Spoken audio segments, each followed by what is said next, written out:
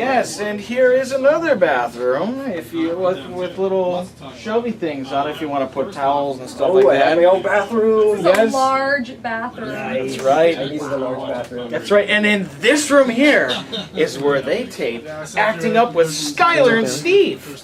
Check it out.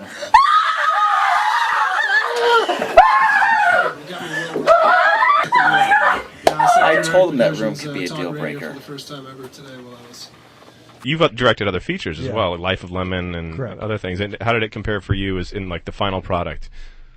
This is probably, I don't want to say anything about my other films because Life of Lemon is a good film and it's playing festivals right now across the country. And I think I'm probably the most proud of it for one reason is because I'd never done a horror film before and it was my first one. And the fact that it came out so great, I think, and the fact that it's getting all of this kind of attention, and the fact that I'm here, I mean, it's like Chris and I, when we started writing this, never in a million years thought we'd be on tour and be on a radio show. I mean, it's been pretty amazing. So that alone, I think, has definitely made it a really great experience. Did you always want to try a horror movie, or was it just kind of a new idea for you? Oh yeah, no. I grew up on horror films. I've loved horror films since I was a kid. I've been watching them since I was little. Texas Chainsaw Massacre is probably one of my favorite movies ever. Nice. I love the Friday the 13th series, and yeah. I don't know. I've always wanted. I even love bad B horror films. You know, the really schlocky ones and the trauma stuff. You know, and it's like I've always wanted to do one. It seems like they make money, and it seemed like it'd be easy to do, and that was kind of what the reason I did it was. It's like, okay, let's do this $5,000 schlocky horror film. And then once Felissa Rose got attached, it kind of, became bigger and bigger and bigger, which is good. But yeah, I've always wanted to do one, and the first one came out pretty damn good. So nice. I'm not allowed to cuss, am I? Well, whatever. It's all. So excited. I don't think that one's too bad. Okay. Yeah. And I saw a review of it on was it Knockers? Film Knockers. Where it got 4 knocks out of 5. Yeah. So that's good. It's pretty sweet. It's an 8.5 on IMDb right now out of 10. Nice. Yeah. So it's been pretty amazing. Very cool. We have another review coming out soon, I think, that's going to be pretty good. So cool. And they said some good things, like it actually has a story, and like the acting is actually decent, and it's a horror movie. That's it's funny because that's what we got on the tour from people, was that I think the biggest reaction we got were people were surprised at how good it was. Oh yeah. I mean, I don't know if it says anything bad about us, but people think low budget horror film, first directors who haven't done a horror film before and really no big actors, they're expecting this schlocky horror film, but then they go in, they're like completely blown away by what they're experiencing. Plus, it's pretty gory and it's pretty intense. Yeah, but that trailer had a lot of red in it. Yeah, a lot more where that came from, buddy. But yeah, people are just. I mean, we. Not to go on another story, but we were in. How dare you? I'm sorry. We were in Aurora, Colorado, which is near Denver, and we had a screening there. And we had these 3 teenage boys who came in. I can't remember how they found out about the movie. They might have found out about it at the convention or whatever.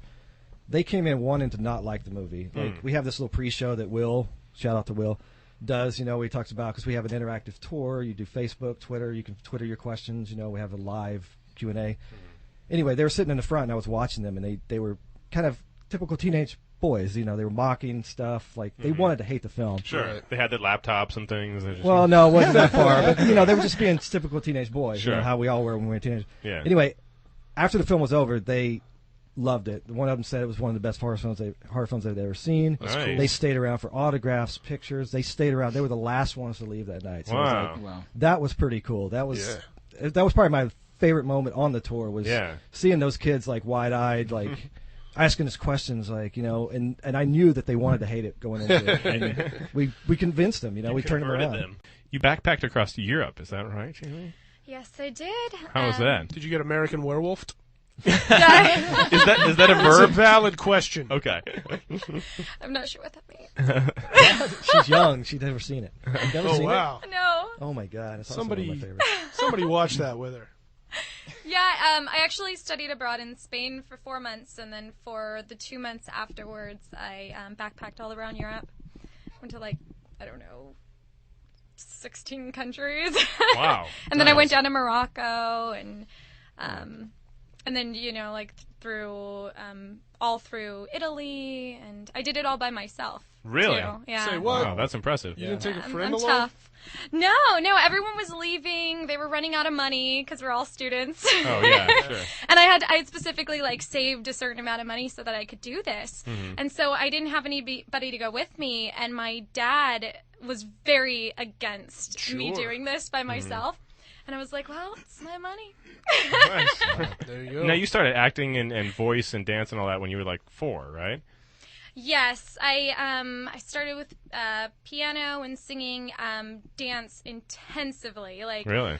Right after school, I would go to the studio and I was doing tap ballet, jazz, lyrical, toe, and in competitions all the time. Really, I hardly had time for school, let alone like friends when I was younger doing that growing up. So. So then, when did you decide like acting is a thing for you, or are you still interested in the dance and the?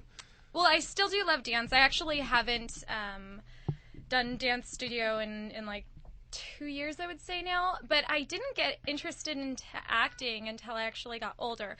I would do musicals when I was younger, but it was mostly because of the singing and dancing. And then when I got into college, I got really interested in acting because a couple of friends had me do short films for them, which got me really excited about it. I loved it, fell in love with it. I started studying acting at my college, Cal State Fullerton, and did a bunch of plays there. And then after that I did some more shorts, and then I just recently graduated in December. Nice, and already in 2 features. Yeah. And then Not too bad. and then I did another short film recently, and I'm doing 2 web series. Very as well. cool. That Oh was yes, working your on. web series was called Hot Tub or something. Well, no, it was Tub Talk. That was it. Yeah, and it's actually With Chris, yeah. it's going to be on the Gratwick Films website. So it's tied into The Perfect House. Right. It's the same people. I've done, I think, 2 episodes so far, but there's only one that's aired right Okay. now. One that I'm not in this one yet though, but there's going to be like 6 altogether. It's a comedy, and then I'm also starting another web series where I'm going to play this girl who kind of like blows up things, kills monsters. Wow. It's with our friend Lance. Blows up things. Yeah, he's Like still with a writing and mind? everything. So he just told me about it. And Is this like a power she can blow things up, or is she like MacGyver? More like MacGyver. I would Okay. say. Tell us about Zombie Farm. Is that exactly what it sounds like? Zombie Farm. No, it's not. It's not? But it's a funny horror film, basically about this small little town that gets its water poisoned, and people start drinking the water, and everyone turns to zombies, and the military has to come in and take them all out, and it's a really funny film. I did that back in 2005, and that also involved a lot of blood as well. Excellent. And I die in the beginning of the film. I get shot in the head. Oh, Bin Laden style. That's right. Yes. too soon. No. Are all bets off with Bin Laden? I guess No. they are, right? I don't know, No? man. No, come on. No, it was too soon. No, Wait. never too soon. Never. Who's gonna stop you from it? They come rush in the room and Yeah, probably not. take you away. That's right. Steve, I want you to ask the other Hans one. Okay, you're in a picture called Love 10-1, and you are credited as Grandma Lover. Oh. Is there anything you'd like to share with us? Okay. Basically, Keep it clean. my character likes older women, and there's a small scene where the main character is this girl that she's looking for the love of her life, and she goes to visit her grandmother at the retirement home, and she's looking around for her, and she opens up the door and she finds me, the maintenance guy, making love to her grandmother, who's played by the actress who played Mistress Chang in Pirates 3, and that was very surprising to work with her. And so that was that small little scene, and she kind of gets a glimpse of me, but she doesn't see all of who I am until later on in the film.